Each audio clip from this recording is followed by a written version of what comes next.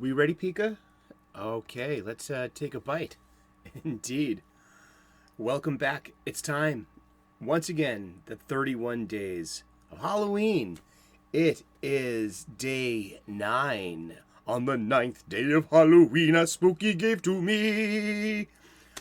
A series on vampire movies within a series of horror movies. We are going to do a deep dive for me, for us, on our show here. We're going to do a dive into not just vampire movies, but Dracula movies. We're starting at the beginning with 1922's silent German film, Nosferatu by F.W. Murnau. And Murnau, F.W. Murnau. And this is a silent film. It is. Yeah, that is. That is practical effects in makeup, and prosthetics, and set design and costume. And that is one of the creepiest vampires put to film and to fiction. And that is Count Orlok. Now, Nosferatu, I watched it. Yeah. It's an old movie. It's an experience because it's a silent film. I hadn't watched it in my adult life. I can tell you that much. I haven't seen it, probably since I was a kid or a teenager in my vampire phase. I've read a lot of vampire stories. I actually grew up with this book in my house. It was a hardcover book. It was the first edition. And I found it again just for this show. But this is called In Search of Dracula. And it's a lot to do with the historical Vlad Tepes. He was a voivode of Transylvania, or like the Hungarian region in the late 1400s.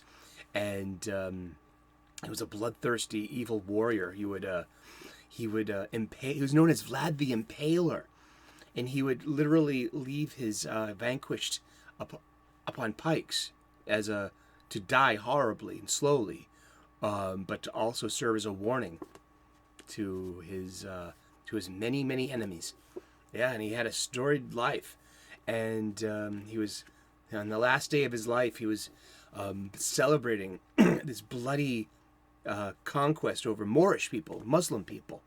And he was enjoying the vantage of the carnage, and he was assassinated by 5 of his lieutenants who had enough of his foolishness. Maybe they had a side deal with the incoming king or something else, because Vlad the Impaler, Dracul, this guy was like always in trouble with the boss. He was always, he was just like, oh, why keep him around,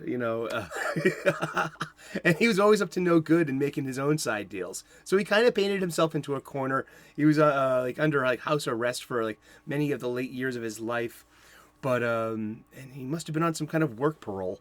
But there he is, plying his trade, butchering people, and but it was about the description of his death is interesting because he was lanced. So they had 5 lancers just took a run at him, and just lanced him, with javelins, from afar, for a distance weapon, and usually mounted, and I think it's funny that it goes to the stake in the heart when it comes to killing a vampire. Now we'll get into more lore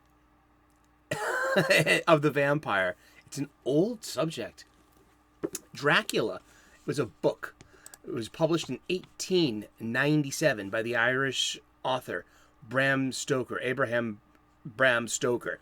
He was a popular author at the time. He wrote popular novels. So this was his 7th popular novel, and it follows the misadventures of Jonathan Harker, who's a young English solicitor, or wants to be a lawyer, and his bride-to-be, Mina Murray. There's also the Count. Sorry, wow. I need to clear my throat. And remember, we have a drinking game on this channel. You can drink every time I say, Brian Massey reminded me I don't say I digress anymore, so I digress. But really, Nosferatu here is an adaptation of Bram Stoker's Dracula. Now, Bram Stoker's Dracula, it's funny because Bram Stoker himself improperly filed the copyright. So Dracula is in the public domain, and that is why you get so many Dracula stories. Unfortunately, the Stokers don't get a cut of, or the proper cut of that fortune. Dracula by Bram Stoker has been published constantly since its release as well. It's a very long running title, but it's in the public domain. Yeah, so you can make your own Dracula story.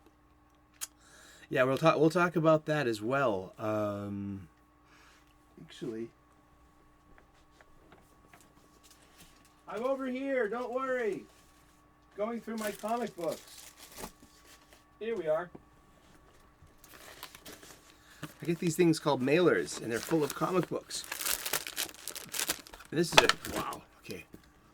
This is Stoker, Dracula. This is Clint Stoker. Clint is a descendant of Bram Stoker, and he made his own Dracula story, and it's pretty good. And yeah, I sponsored this on Indiegogo, and so it's a pretty good modernization of the Dracula story. I love comic books. And see, that's English. Which one's that? Get a lot of. Okay, Narwhal, the artist known as Per Berg, the artist known as Narwhal, did his own version of Nosferatu. And this is just so good. His art is just, it's weird, it's cartoony, it's basic, but it's so expressive, and it has its own energy and life. I love Narwhal's art. He's an up and coming indie artist. But yeah, that is Nosferatu. We read vampire books around here. We do. Also, I got Jack the Ripper, Vampire Hunter as well. Yeah, we love horror stories around here. That one's actually on my spinner rack right now in the living room. But yeah, we're going to be doing a vampire series, so put that over there. Pikachu, you got that? He's the executive producer. He's got that. So yeah, Nosferatu, interesting movie. I was there for the beginning of MTV, music television, in the early 1980s, and the whole music video explosion. This movie is a lot like a rock video, or a music video of its time, because it's all scored. It's all done to classical music, and you get very little narrative words to read. You have cards that come up that have dialogue or story notes on them, but mostly everything's done through expression and through non-verbal communication. Just this art of acting, and so there were a lot of changes made from Nosferatu from Dracula, and it was a German film. I'll read this from the wiki. Yeah, Nosferatu, A Symphony of Horror, is a 1922 silent German expressionist horror film directed by F.W. Murnau, starring Max Schreck as Count Orlok, which is interesting because Max Schreck is Christopher Walken's character in Batman Returns. If you know that, it's a Christmas movie. It's a Tim Burton movie. It was the 1990 follow-up. I think it was 91, 92? Yeah, it must have been 92. Batman Returns, and Michael Keaton's Batman, Michelle Pfeiffer's Catwoman, Danny DeVito's Penguin, and then you had Max Schreck, the business tycoon of Gotham with his stores, and he's like actually he murdered Selena Kyle as well, who had 9 lives, and came back as Catwoman, and but his name Max Schreck was made just as a reference to this very movie, and that's Count Orlok. So yeah, let me move over. That's the famous Count Orlok. This design would come back again to haunt me, literally. We're going to come back to this. We're going to do this movie later on. I'm pretty sure it's on day 26.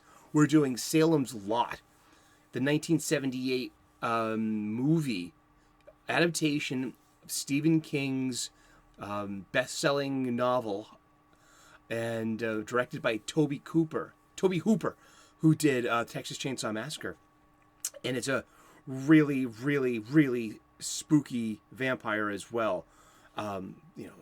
Bald head and kind of alien-like, not quite human. And it's just, and I just also reread Dracula by Bram Stoker. So we're going to be talking about Dracula movies in particular. We're going to be doing a series of vampire movies themselves. We've already done one, and that was The Hunger. And that was on day 5, and that was a really good movie. And I hadn't seen it in a while, but we're about to go on a rip of vampire movies for the next 1, 2, 3, 4, 5, 6, 7, 8, 9, 10, 11, 12, 13 episodes. The next 13 days, we are taking a bite. We're going to talk about vampires. We're going to talk about the myth and lore of vampires, the commonalities in all of these movies of what is a vampire, what are their powers, what are their limitations, where is this coming from, is there an ancient source. I also read too a great vampire short story that was published 26 years before Bram Stoker's Dracula. It's in 1872. It was a Gothic novella by the Irish author Joseph Sheridan Le Fanu, and it's called Carmilla. And it's about 2 teenage girls, and one of them is a vampire, and they're very much in love with each other too. So it was so interestingly progressive for its day. And I forgot to even mention that talking about The Hunger last week, and I feel that was a shame. I'm like gosh, if I could go back and just redo that episode. But no, we go forward, and but gee, Carmilla, and that was a vampire story. Yes, it's about drinking blood. It's about immorality, the immorality of the vampire to prolong their life, and also it shares the trappings of the vampire. The coffin, or the tomb, stake through the heart, the beheading, just having the power of thrall, the power of transformation, and so yeah, we're gonna be talking about vampires, but specifically for the next couple of days, we're gonna be doing Dracula movies. So if this is a Dracula movie, it might be Count Orlok. The names might be changed here and there. I mean, Jonathan Harker was changed to Thomas Hooter. Mina was changed to his wife Ellen. There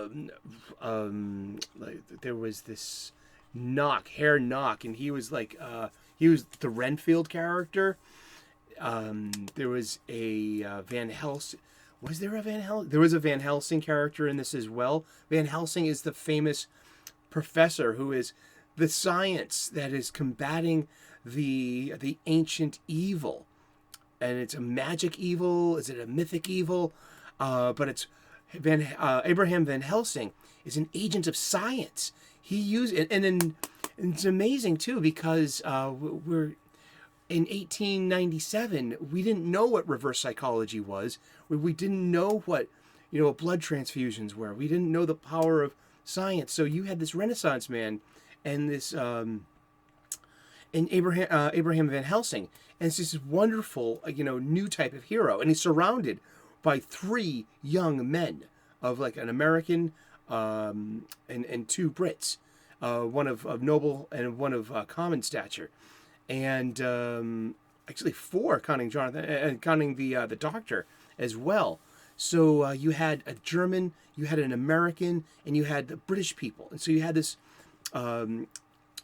uniting of the, European and Western masculinities, and also is a there was a strong female lead in this with Mina, and she really embodied a spirit of first wave feminism, and I think that's fascinating, and it's a good conversation to have, and I'm so glad I read it. It's free on audible.com. If you have an audible.com audiobook subscription, both Carmilla by Chardin Le Fanu and Bram Stoker's Dracula are free with your subscription. Yeah. That's... Yeah. Let's just spin it just a little bit. It's the end of the show. So thank you so much for tuning in. We're talking about horror movies. This has been day 9 in the 31 days of Halloween. We're leading up to Halloween night, and I'll reveal one of my favorite all-time horror movies, and it's culturally significant to me as well. But yeah, so tune in tomorrow. We are doing Bela Lugosi's 1931 Dracula. And we're going to be doing, the next 5 movies are Dracula movies. They're all different adaptations of the Bram Stoker story. So we're going to get into the differences, the divergences in adaptation. Which ones are closer to the original source than the others.